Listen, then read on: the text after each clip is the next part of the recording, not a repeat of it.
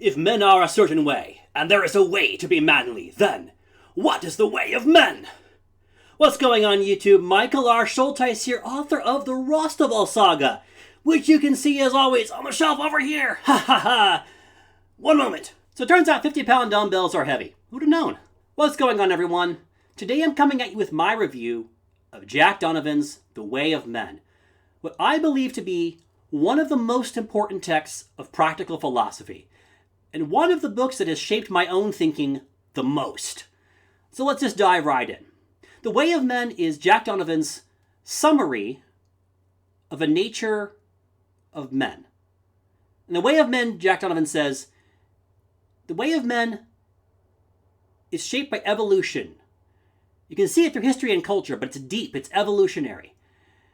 And it's the way of the gang. It's the way of a small group of men fighting to survive in a world that, historically speaking, evolutionarily speaking, was often indifferent to our survival at best and often very hostile to it. Think about what our ancestors had to live through. Think about dealing with wild beasts, diseases, with all kinds of natural disasters, and oh yeah, other men, other tribes, other nations. The Way of Men is shaped by these sort of coalitional dynamics, these sort of tribal dynamics, because that was our reality for the whole of human history, pretty much. Civilization's not really all that old in the grand scheme of things. If you include the archaic civilizations, you're still only looking at several thousand years at most. And really modern civilization, I would argue, is where you have a lot of departure from kind of the older ways of men. And as Donovan points out, it's recent. We didn't have great big cities full of modern conveniences. We didn't have Amazon. We didn't have delivery pizza. We didn't have all these things until really recently. So we want to understand ourselves and understand what it is about modernity that makes so many of us so uneasy, makes so many of us feel that something is wrong. This book is the master key to all of that. And I think right there, you have a great case for why you should read this book. If you are a man in the West today, this book is very much a book you're going to want to pick up. There's a lot of great quotes here, and I'm going to read some to give you a flavor of his writing and to deliver some of these insights because they're just incandescent. A man is not merely a man, but a man among men in a world of men. Being good at being a man has more to do with a man's ability to succeed with men and within groups of men than it does with a man's relationship to any woman or any group of women. When someone tells a man to be a man, they are telling him to be more like other men, more like the majority of men, and ideally, more like men whom other men hold in high regard. Masculinity is about being a man within a group of men. Above all things, masculinity is about what men want from each other. So one point that Donovan makes is that you'll hear different ideas about what it is to be a real man in today's world. And so you might say, how can you possibly say that there is a way to talk about, a way of men? There must be tons, dozens, hundreds. You have people over here saying it's about money and success and that vacation home in Bora Bora. People over there saying it's about morality and religion and what God wants from us. And people over in another direction saying, you know what? It's about charity, civic engagement. All of these things can be part of what it is to be a man. And Donovan talks about this in terms of different paradigms for competition, for establishing your place, your place in the hierarchy, as it were. Establishing that you are competent at something. Whether that's felling trees, wrestling grizzly bears, making money, making amazing music, whatever it could be. But all of it comes down to what is your place in the group, in the gang, so to speak, in the tribe. He tells a great parable about the founding of Rome, Romulus and his followers, and how they were basically a bunch of, well, he uses the word thugs. And I think that's actually pretty fair. Romulus tries to get wives for his men, and doesn't go so well. They're rebuffed. At this point, the Romans are a small tribe of miscreants. So what does he do? He steals women from the Sabines, and after this demonstration of prowess, what do you know? The Romans are established. So Donovan gets into this. He makes the point that what we are dealing with is an amoral, not an immoral, not a moral, an amoral understanding of our evolved, tribal, human, masculine nature. Relieved of moral pretense and stripped of folk costumes, the raw masculinity that all men know in their gut has to do with being good at being a man within a small, embattled gang of men struggling to survive. And the way of men, Jack Donovan tells us, is the way of that gang. So this is a book of philosophy. This is practical philosophy. It helps us understand our nature, and it helps us to act on it. What do we do with this? Donovan has what I believe to be some very good answers. Let's start with the 4 tactical virtues: strength, courage, mastery, and honor. These are the practical virtues of men who must rely on one another in a worst-case scenario. Strength, courage, mastery, and honor are simple, functional virtues. These tactical virtues point to triumph. They are amoral, but not immoral. Their morality is primal, and it lives in a closed circle. The tactical virtues are unconcerned with abstract moral questions of universal right or wrong. So one point Donovan makes is the way of men is a foundation. That's my word, but that's what he's talking about. You can layer other, and you should layer other virtues on top of that.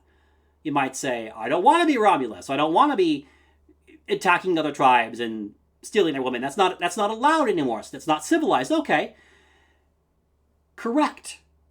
So we start with this understanding of our own evolved nature, and we put higher virtues on top of it, of course. But the thing to understand is that we are always going to default in a crisis, in a catastrophe, to the tactical virtues of strength, courage, mastery, and honor. So this is a book about men. It's for men. But what does it have to say about women?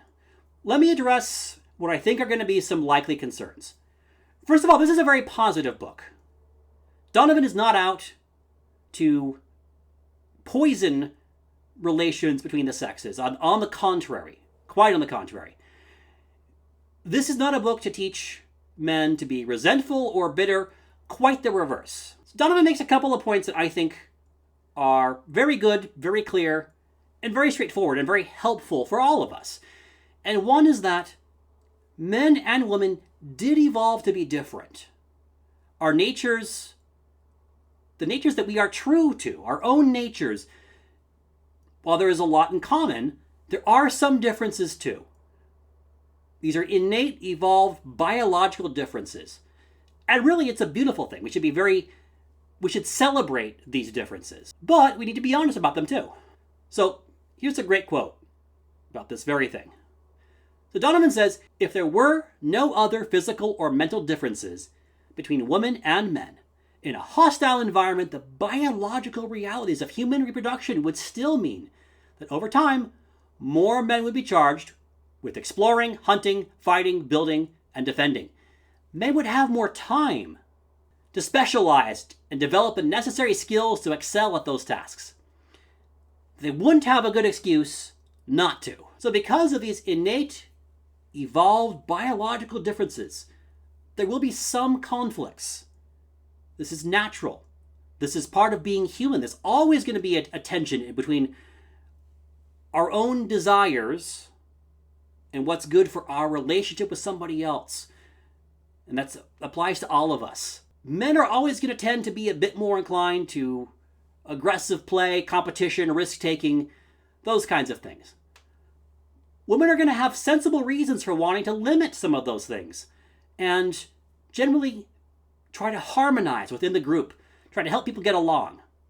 It's important if you're raising children, very vulnerable. Donovan also says that women have an incentive to try to take a man away from a volatile warband gang environment and get him to settle down and be a nice family man. And I think in broad, big picture analysis, he's essentially correct. This isn't a bad thing. This is an ordinary thing. This is a thing that makes good evolutionary sense. But it does mean there can be conflict. One of the points of this book that I think is just so foundational and so insightful and speaks to the core of the whole thing is the difference between being a good man and being good at being a man. Now, you can be both. You can be a good man and be good at being a man. But it's a cart and horse situation, Donovan says. And if you put being good at being a man as the foundation, then you can layer being a good man on top of that. He gives some examples, and you think about gangsters, you think about tough guys throughout history, Godfather, Darth Vader. You can be good at being a man, and frankly, you can also be a psycho. Donovan says a man who is more concerned with being a good man than being good at being a man makes a very well-behaved slave.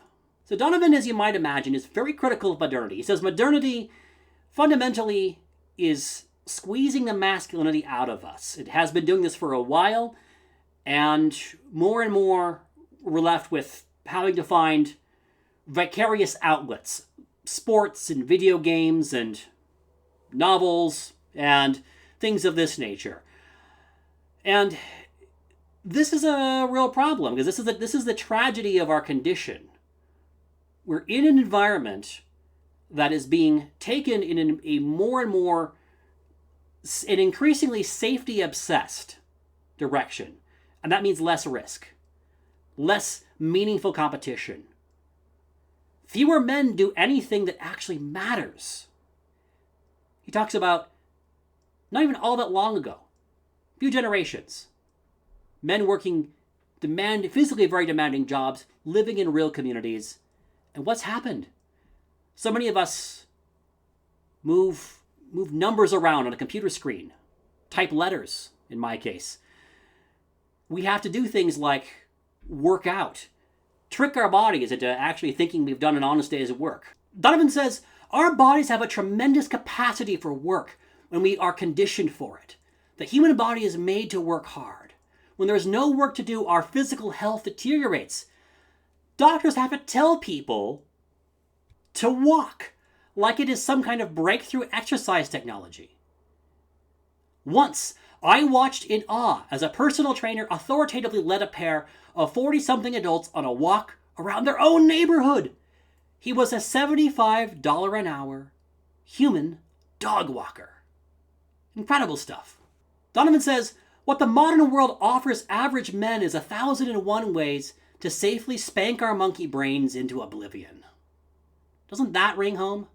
In the future that globalists and feminists have imagined, for most of us there will only be more clerkdom and onanism. There will only be more apologizing, more submission, more asking for permission among men. There will only be more examinations, more certifications, mandatory prerequisites, screening processes, background checks, personality tests, and politicized diagnoses. There will only be more medication. There will be more presenting the secretary with a cup of your own warm urine. There will be mandatory morning stretches and video safety presentations and sign-off sheets for your file. There will be more helmets and goggles and harnesses and bright orange vests with reflective tape. There can only be more counseling and sensitivity training. There will be more administrative hoops to jump through to start your own business and keep it running. There will be more mandatory insurance policies. There will definitely be more taxes. Now, let's address something else. This might be sound, you might say, hey, does this have anything to do with the MRAs, the men's rights activists? So the answer is not so much. In fact, his critique of them is excellent.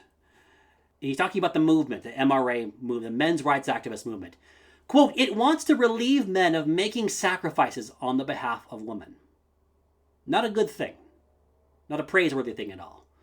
A very bad thing for all of us. He says they're not wrong about everything. They have some points about divorce courts and laws and policies, but it's naive not to expect women to advocate for their interests. We're all human.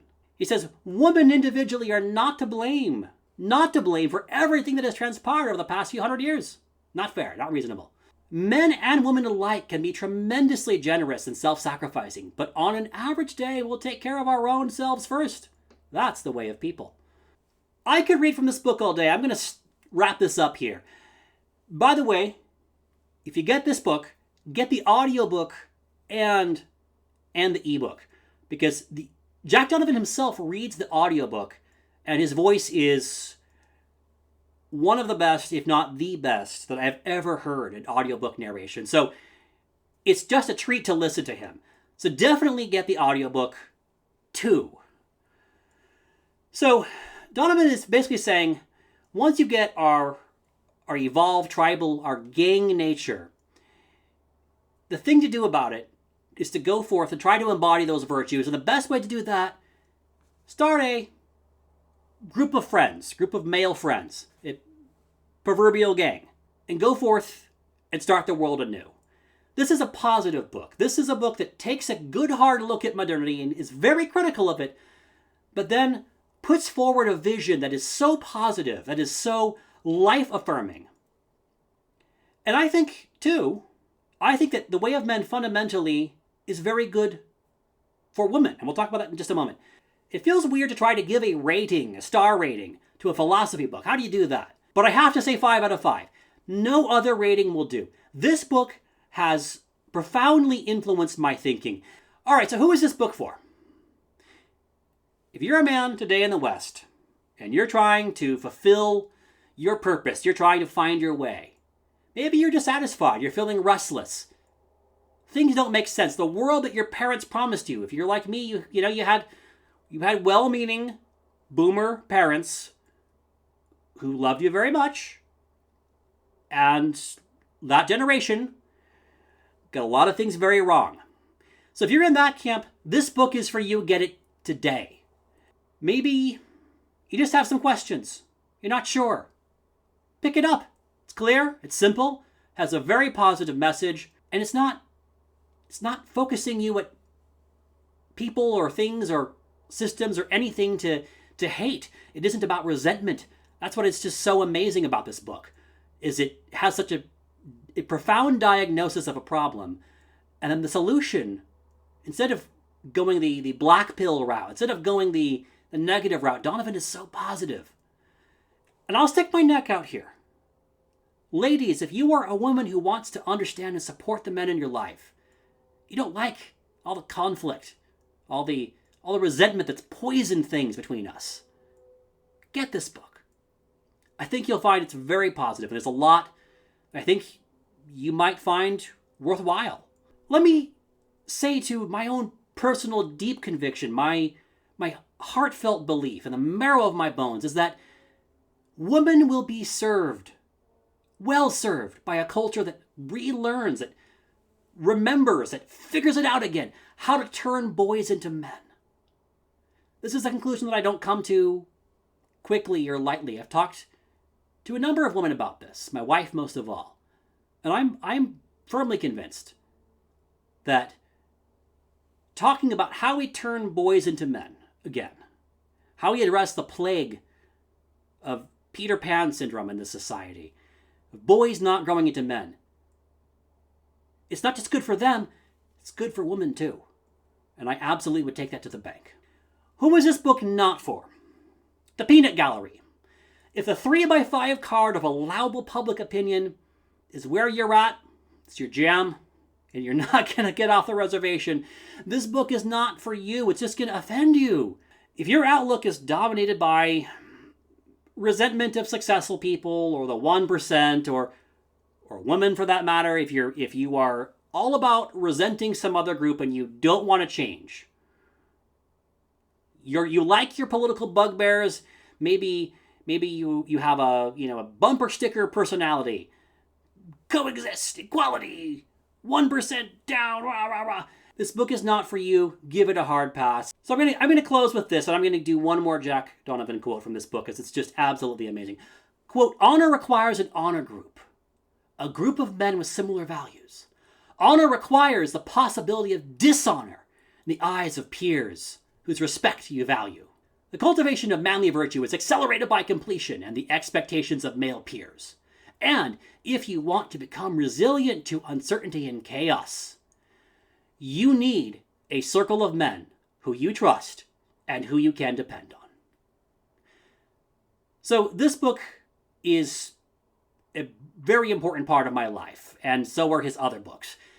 And I'm just going to say, if you are kind of on the same wavelength here, check out the Rostaval saga already. It's got barbarian warriors, battles, sultry slave girls, arrogant gods and perils, and adventures, and quests through forbidding wilderness, and all kinds of fun things. It may be a vicarious outlet for masculinity, as Jack Donovan says, but you know what? Still fun. So how about you? Have you read The Way of Men? Do you want to read The Way of Men? Let me know your thoughts, and I'll hope to catch you on the next video.